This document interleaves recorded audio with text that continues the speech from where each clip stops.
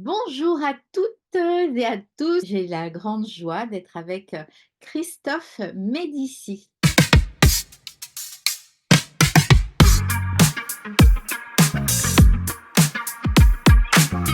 Comment vas-tu, Christophe? Très bien. Et toi?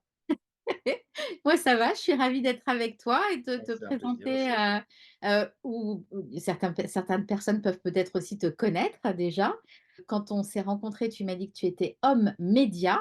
Qu'est-ce que c'est homme média? Souvent, je dis que je suis un médiateur dans la mesure où je suis à la fois un transmetteur, un motivateur et tu sais, un peu comme disent les Américains, un change maker, un créateur de changement. Est-ce que tu peux nous raconter ton parcours?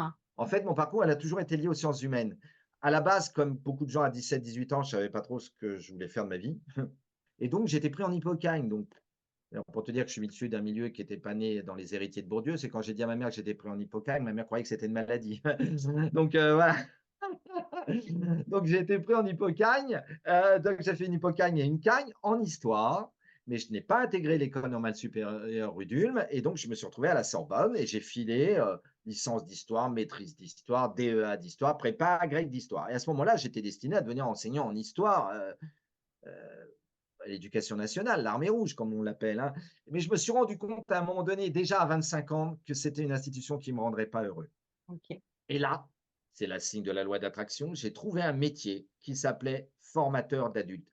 J'avais 25, 26 ans et je me suis dit: «Ça, c'est pour moi». Donc je l'ai demandé à la loi d'attraction que je connaissais pas à l'époque et le début de rentrée d'après, j'étais pris dans un centre de formation pour devenir formateur d'adultes. J'avais le 1000 pieds à l'étrier, ma vocation était trouvée et j'étais un transmetteur, j'étais un change maker, j'étais un motivateur, mais pour les adultes et la différence entre la formation initiale et la formation continue, et Dieu sait si j'ai beaucoup d'estime et d'amour pour nos amis enseignants, hein, on fait le même métier de transmetteur, mais eux manquent énormément et cruellement de reconnaissance. Je pense que Jacques Delors a appelé l'éducation tout au long de la vie, puisque c'est lui qui l'a créé en 1971, à l'époque où il était ministre ou conseiller d'État, peu importe, secrétaire d'État de Jacques Chaban-Delmas, donc il avait créé la Société Nouvelle.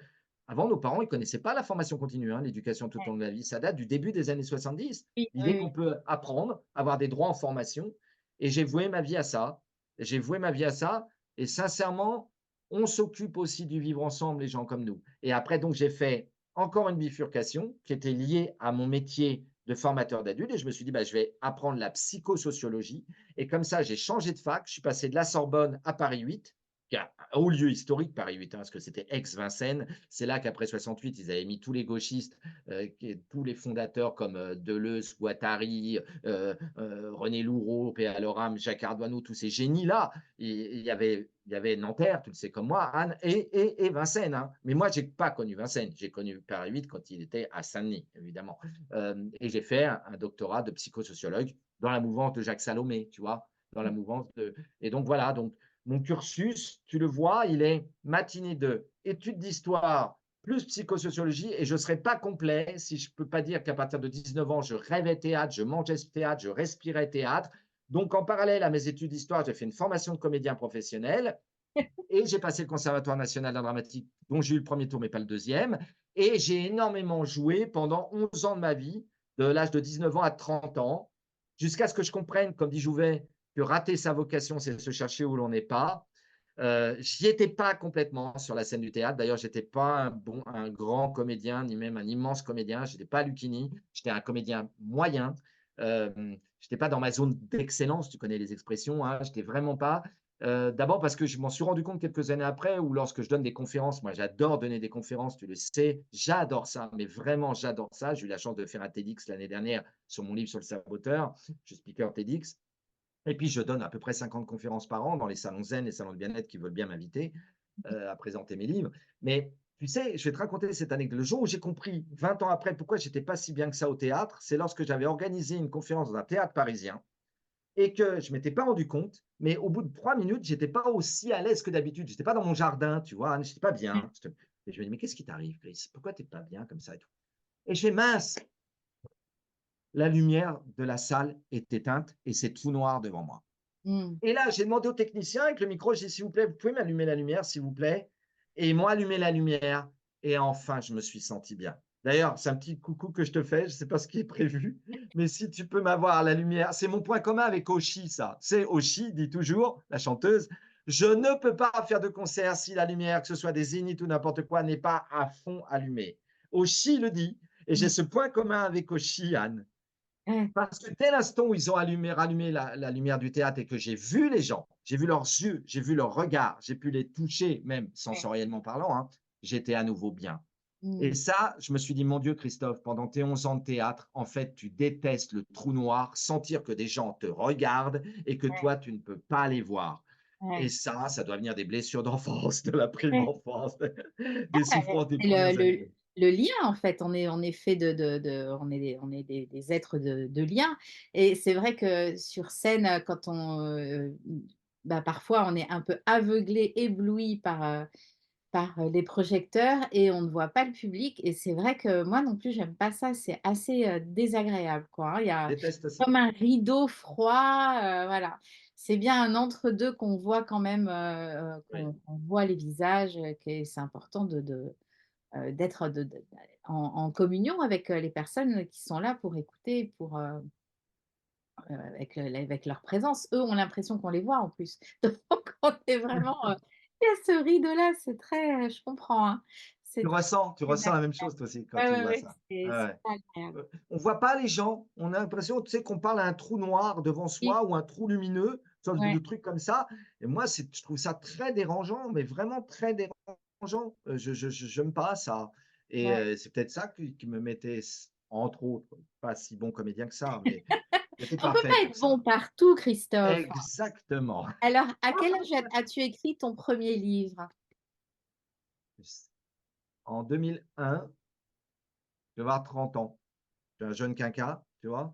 Donc, je devais avoir 30 ans. Ça fait 20 ans que j'écris, et alors, j'en ai écrit 20 et mon 21e est en cours là. Mais je devais avoir 30 ans, ouais, voilà, c'est ça, à peu près en 2001.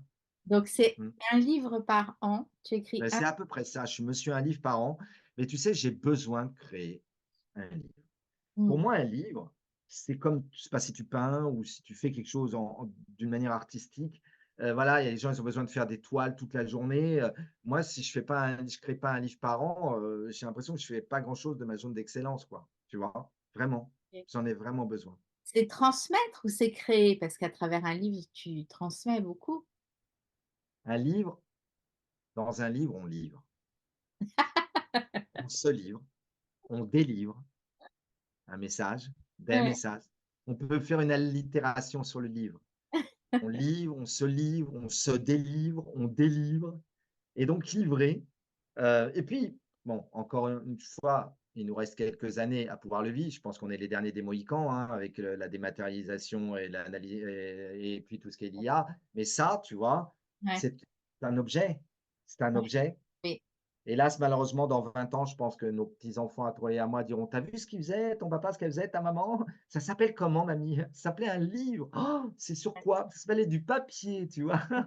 Ce sera malheureusement dans les bibliothèques et Ouais. dans les greniers. Hélas, j'en ai peur, hein. Je pense que comme on est un des rares pays quand même les plus littéraires au monde, on sera Mmh. les derniers des Mohicans. On est quand même un peuple du livre. On est Mmh. fiers, on est des lecteurs. Mais Ouais. regarde les jeunes générations, hein, comment ça arrache les cheveux pour qu'ils lisent ailleurs que sur les écrans. Oui. Oui, oui, oui. Ouais, ouais, mais le livre est quand même resté, contrairement à la musique, hein, au CD, C'est ça, ouais. même si le C'est vinyle revient à la mode, ça reste quand même, tu as raison. alors que le livre, il est encore bien présent. Mais oui, peut-être que voilà, ce sera peut-être voué à disparaître, mais les écrits restent, hein, comme tu dis. Ouais, je pense que quand un livre est sorti, il ne nous appartient plus complètement. Ah oui. Jacques Salomé, mon ex-prof, disait toujours: «Tout livre a 2 auteurs, celui qui l'écrit et celui qui le lit». Quand Anne Sarkissian a lu «Merci mon amour», elle était autrice de «Merci mon amour», parce que tu y as mis ton âme, tes yeux, ton esprit, ta vie, et pas une personne ne lit le livre de la même façon. Mmh. Donc il a raison, tout livre a 2 auteurs, celui qui l'écrit et celui qui le lit. Mmh. Donc, via tout ce que je transmets dans mes formations, dans mes coachings, dans mes livres et mes émissions, à laquelle certaines, tu as participé déjà, toi, bah, j'aime transmettre. C'est ça la médiation, c'est transmettre, on pense, pouvoir être, avec beaucoup d'humilité et de modestie, utile aux gens. OK.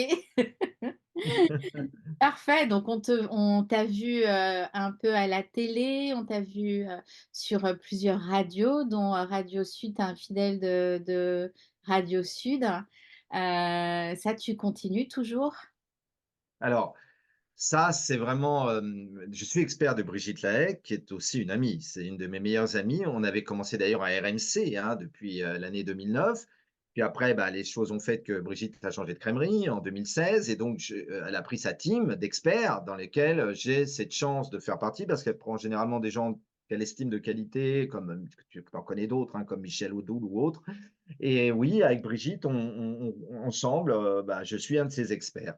Mais j'ai aussi mon émission Pour vivre heureux, vivant coaché depuis 2015, à laquelle tu as participé et qui Ouais, sera sur un nouveau média, cette année, une radio FM.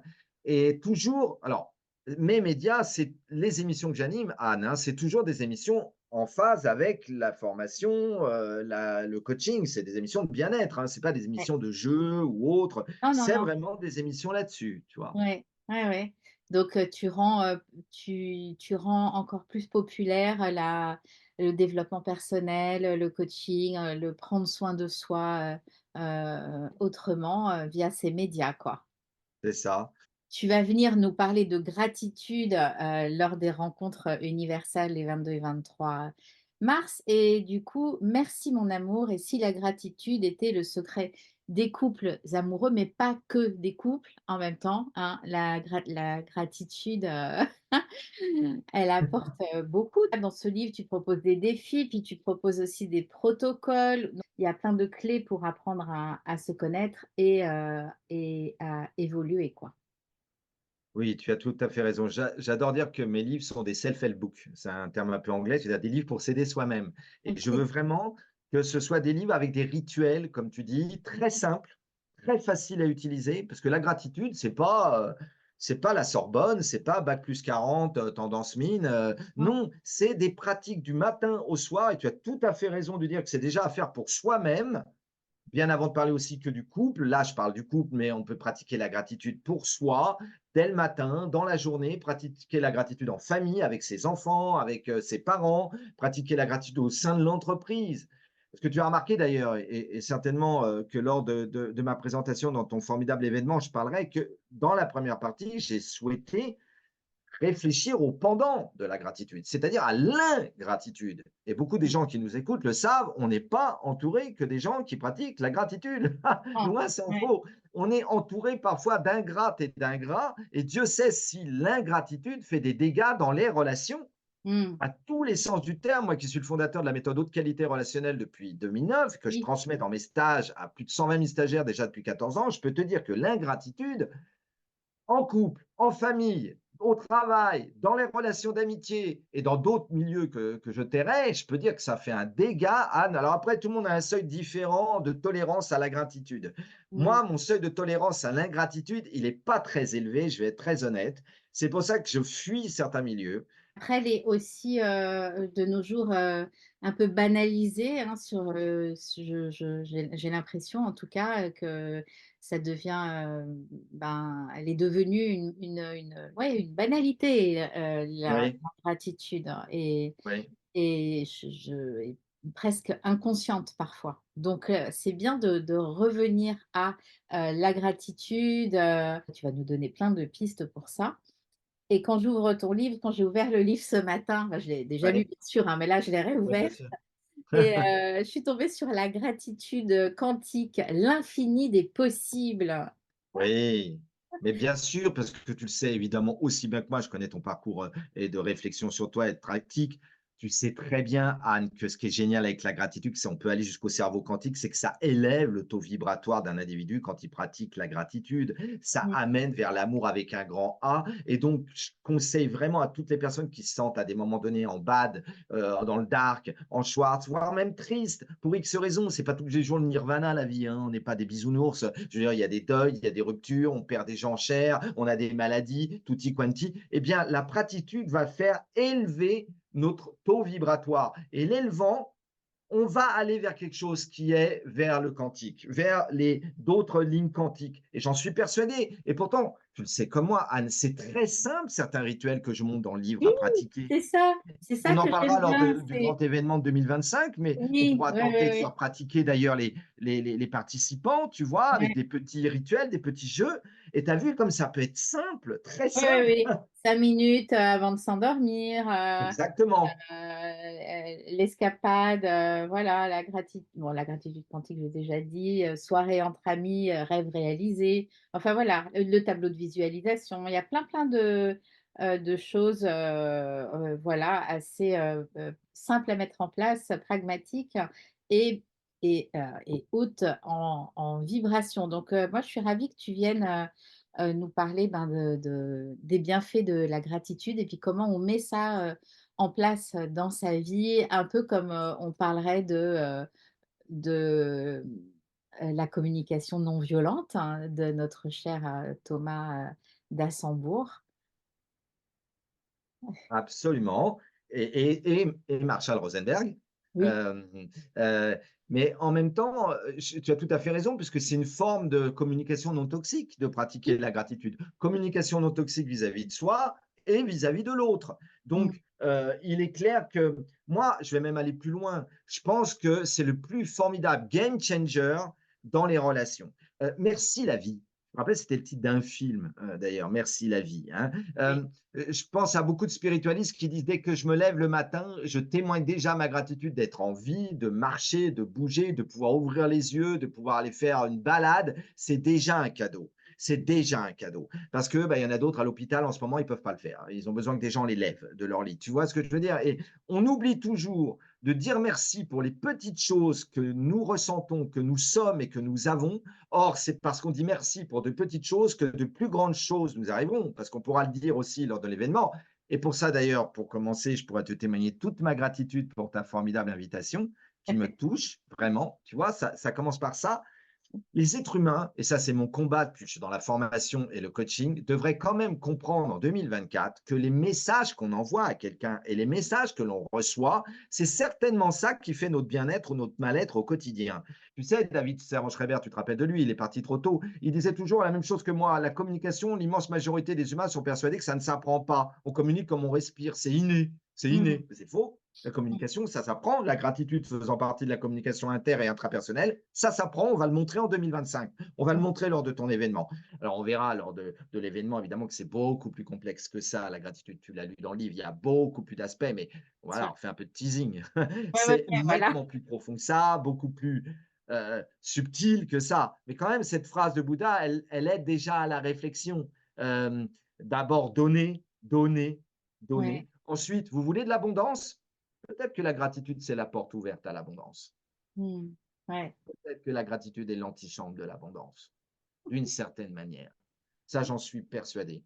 Tu sais, je parle d'homme spirituel, là, il y a un homme, toujours en vie, je pense, hein, enfin, il faudra qu'on vérifie. Il est moine, il s'appelle David Steiner Rast. Ce monsieur, ça fait 50, 60 ans, tout le long de sa vie, il l'a dédié à transmettre la gratitude et la réflexion qu'il avait sur la gratitude via des conférences.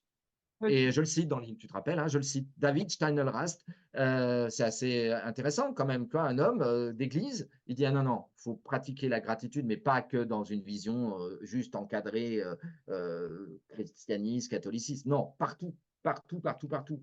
Et ça, moi, je trouve ça touchant, tu vois, Anne, je trouve ça touchant. Mmh.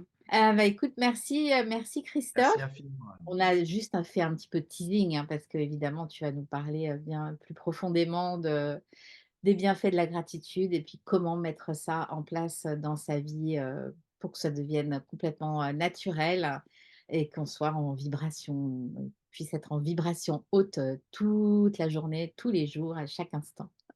Je vais juste te dire encore une fois toute ma gratitude pour ton invitation. Elle me va droit au cœur, elle me touche. Et vraiment, je sais que toi et moi, on partage une chose très importante, c'est la générosité et l'envie de donner. Et on a ce point commun. Et c'est pour ça que je me sens tellement en phase avec toi et je suis vraiment ravi de venir. Vraiment. Moi Merci, Anne. aussi. Merci beaucoup à toi. Merci à toutes et à tous de nous avoir suivis jusque-là Et puis vous avez tous les liens sous la vidéo pour vous inscrire si ce n'est pas déjà fait. On se retrouve le 22 mars. À tout bientôt. Au revoir. Au revoir Christophe. Au revoir, Anne. Au revoir, Anne.